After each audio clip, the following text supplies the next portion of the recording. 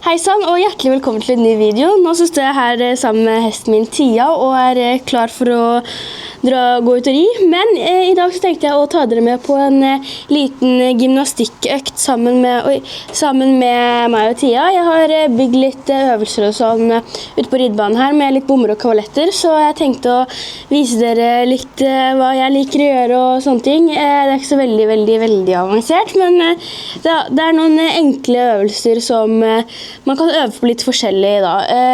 Og denne videoen her er kun ment som inspirasjon, og kanskje man får litt ideer til hva man kan finne på med hesten eller ponnien sin når man hopper bommer og kavaletter. Det er ikke ment som en fasit eller hva som er riktig eller galt å gjøre.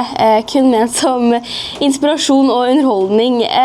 Så jeg tenkte i hvert fall at det kunne være gøy å se litt hvordan jeg pleier å ri litt gymnastikk og sånn med hestene, og det varierer jo veldig. Jeg bytter jo veldig på hva jeg pleier å ri, og det er veldig forskjellig fra gang til gang, men ja, så noen ganger man har jo alltid ulike mål og hensikter når man rir bakkearbeid og bomarbeid.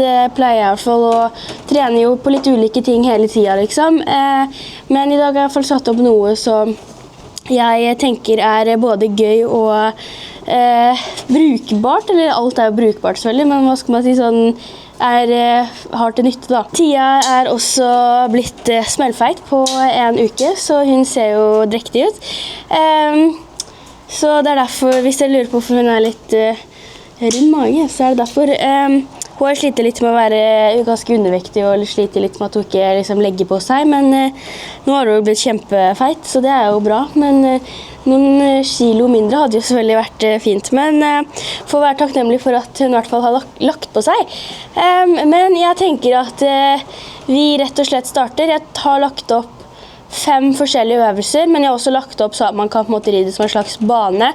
Det liker jeg også å gjøre at man det som jeg synes er fint med gymnastikk også, er at man kan legge det opp som en slags teknisk bane, og ikke bare lage en øvelse for seg selv, men her har jeg jo mulighet, dere skal få se også etterpå, har jeg også mulighet til å ri alt som en bane på en runde på en måte, og det jeg også synes er så fint med å ri bommer og kavaletter er jo at det er jo ikke like belastende for hestene, og man kan jo hoppe ganske mange ganger på en måte, for det er jo ikke noe høyt, og ja, det sliter jo ikke så mye på hestene, så jeg liker jo å hoppe en del bommer og kavaletter ganske ofte, og føler jo at det er en veldig fin og effektiv trening, og i hvert fall sånn, øve på å se steg, og øve på å se og telle steg og sånne ting, og det å på en måte få kontroll og alt det her. Målet med øvelsen jeg har satt opp i dag, det er egentlig bare at det skal være gøy for både hest og rytter, men også for eksempel Tia, som jeg skal ri i dag, er en veldig, hun blir fort heit og kan bli litt sterk og sånn, og det er fort gjort at jeg blir litt hengende i tøylene og på en måte blir litt liksom at, ja, jeg øver jo liksom på at jeg skal løsne opp mer i hånda og ri mer med sete og liksom få beina litt mer rundt, og at hun ikke bare skal rushe over, og det at vi kan få et jevnt tempo. Så her er det jo lagt opp til at hun på en måte også må vente litt, og at vi skal øve på å få en jevn flyt gjennom bommene og kavalettene. Men jeg tenkte at jeg skal ha en voiceover når jeg hopper og rir, og fortelle litt hva jeg tenker og sånne ting om når jeg hopper og sånn. Så igjen, kun som inspirasjon og ideer. Og det her er det jeg pleier å gjøre, og det her er det jeg synes er gøy og funker og er ja, fint å trene på med hestene mine, og så er det jo selvfølgelig kjempeindividuelt hva man trenger å trene på, hvilken hest man har og alt sånn, ja, så ja, men jeg tenker at vi begynner, og så skal jeg få mamma til å filme, så får dere se, og så kjører jeg voiceover. Ok, her kommer voiceover fra økta. Tia var jo ekstremt sprek. Jeg føler jeg sier det hele tiden, men hun har vært skikkelig sprek i det siste. Så det selvfølgelig ikke er rart, men fordi det har jo vært litt fridager her og der innimellom, fordi BSA har vært på stevne, og det har vært hektiske dager. Men hun har vært generelt veldig sprek i det siste, og den økta her, eller dagen her, var hun var skikkelig on fire. Så ja, jeg er kanskje ikke 100% fornøyd med min egen ridning, og ikke den beste økta vi har hatt, men Vi overlevde vel begge to. Fikk jo noen fine hopp, eller hva skal man si, hopp her og der.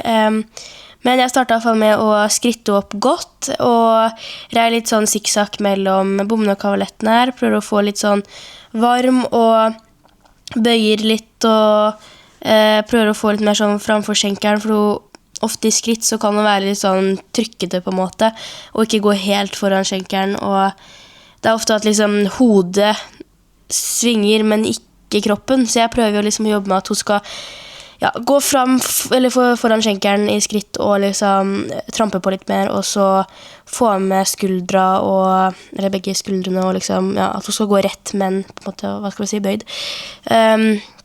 Det går ikke helt mening, men jeg har blitt i hvert fall å trave, og hun var litt sprek, du ser hun er litt sånn tuklete med hodet, går litt sånn opp og ned, og prøver liksom å kjempe litt imot, prøver liksom å det var litt vanskelig å finne liksom balansen og roen på en måte når hun var så heit. Men jeg jobber jo veldig på det her med at jeg skal ikke bli hengende innvendig tøyle. Det er en veldig dårlig vane jeg har, med at jeg blir veldig fort hengende innvendig tøyle.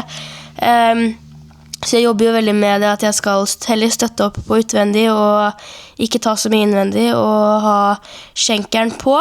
Men det er så vanskelig for liksom det er jo på en måte det er mye vanskeligere på tida som er så heit, fordi jeg gjør det jo liksom som en refleks når hun på en måte blir veldig sterk, og på en måte, hun stikker ikke, men hun blir litt løpete da. Men vi jobber i hvert fall på. Her ser dere, hun er veldig sånn oppover, hun går mer opp enn fram på en måte, men samtidig veldig fram. Så her kommer jeg på kavalettene. 5 steg tror jeg la opp til.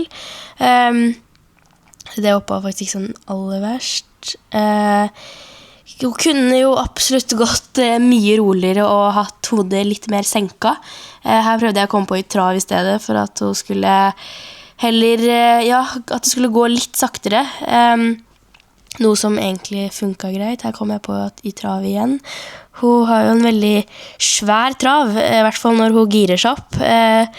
Men dere ser jo liksom, hun hopper jo første hindre på en måte, og så blir hun litt sånn sterk.